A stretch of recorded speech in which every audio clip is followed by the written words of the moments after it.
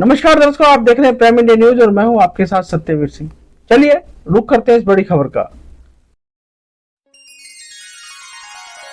तो दोस्तों, कैसे हैं आप सभी। मुझे पूरा उम्मीद है आप बहुत खुश और बहुत अच्छे होंगे। तो दोस्तों, आज हम बात करेंगे भगवान शिव शंकर जी की पुत्री के बारे में, जिनका नाम अशोक सुंदरी है। तो आइए जानते हैं माता अशोक सुंदरी जी का जन्म कब हुआ और विवाह कैसे हुआ, किसके साथ हुआ। तो दोस्तों, आइए चलते हैं वीडियो की तरफ और बने रहिए मेरे साथ आखिरी तक।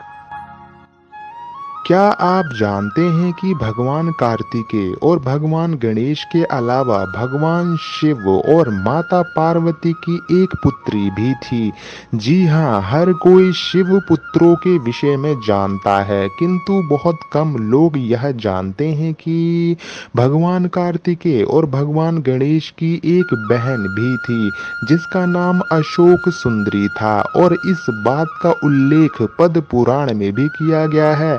आज इस वीडियो के द्वारा हम आपको बताएंगे कि कौन थी अशोक सुंदरी और कैसे हुआ था उनका जन्म। अशोक सुंदरी एक देव कन्या थीं जो अत्यधिक सुंदर थीं। शिव और पार्वती की इस पुत्री का वर्णन पद्म पुराण में है, जिसके अनुसार एक दिन माता पार्वती ने भगवान शिव शंकर से संसार के सबसे सुंदर उद्यान में घूमने का आग्रह किया। अपनी पत्नी की इच्छा पूर्ति के लिए भगवान शिव उन्हें नंदन वन ले गए, जहां माता पार्वती को कल्प वृक्ष नाम के एक पेड़ से लगाव हो गया। कल्प वृक्ष मनोकामना पूर्ण करने वाला वृक्ष था। माता उसे अपने साथ कैलाश ले आईं और एक उद्यान में स्थापित किया। एक दिन माता अकेले ही अपने उद्यान में घूम रही थीं, क्योंकि भगवान भोलेनाथ अपने ध्यान में लीन थे। माता को अकेलापन महसूस होने लगा, इसीलिए अपना अकेलापन दूर करने के लिए उन्होंने एक पुत्री की इच्छा व्यक्त की। तभी माता को कल्प वृक्ष का ध्यान आया, जिसके पश्चात वह उसके पास गईं और एक पुत्री की कामना की। चूंकि कल्प वृक्ष मनोकामना पूर्ति करने वाला वृक्ष था, इसीलिए उसने तुरंत ही माता की इच्छा पूरी कर दी, जिसके फल स्वरूप उन्हें एक सुंदर कन्या मिली, जिसका नाम उन्होंने अशोक सुंदरी रखा। उसे सुंदरी इसीलिए कहा गया क्योंकि वह बेहद रूपवान थी। माता पार्वती अपनी पुत्री को प्राप्त करके बहुत ही प्रसन्न थीं, इसीलिए माता ने अशोक सुंदरी को यह वरदान दिया था कि उसका विवाह देवराज इंद्र जितने शक्तिशाली युवक से होगा। ऐसा माना जाता है कि अशोक सुंदरी का विवाह चंद्रवंशीय ययाति के पुत्र नहुष के साथ होना तय था। एक बार अशोक सुंदरी अपनी सखियों के संग नंदन वन में विचरण कर रही थीं। तभी वहां हुंड नामक एक राक्षस आया। वह अशोक सुंदरी की सुंदरता से इतना मोहित हो गया कि उससे विवाह करने का प्रस्ताव रख दिया।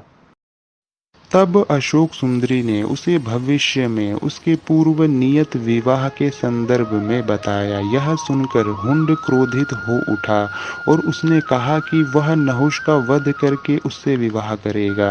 राक्षस की हठता देखकर अशोक सुंदरी ने उसे श्राप दे दिया कि उसकी मृत्यु उसके पति के हाथों से ही होगी। तब उस दुष्ट राक्षस ने नहुष को ढूंढ निकाला और उसका अपहरण कर लिया। जिस समय हुंड ने नहुष को अगवा किया था, उस वक्त वह बालक थे।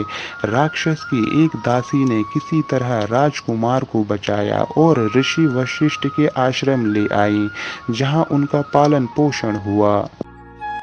जब राजकुमार बड़े हुए तब उन्होंने हुंड का वध कर दिया, जिसके पश्चात माता पार्वती और भोलेनाथ के आशीर्वाद से उनका विवाह अशोक सुंदरी के साथ संपन्न हुआ।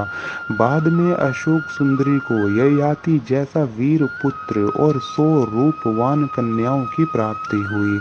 इंद्र के घमंड के कारण उसे श्राप मिला तथा जिससे उसका पतन हुआ। उसके अभाव में नहुष को अस्थायी रूप से उसकी गद्दी दे दी गई, जिसके बाद में इंद्र ने पुनः ग्रहण कर लिया था।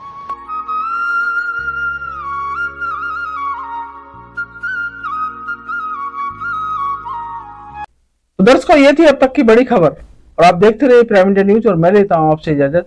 धन्यवाद।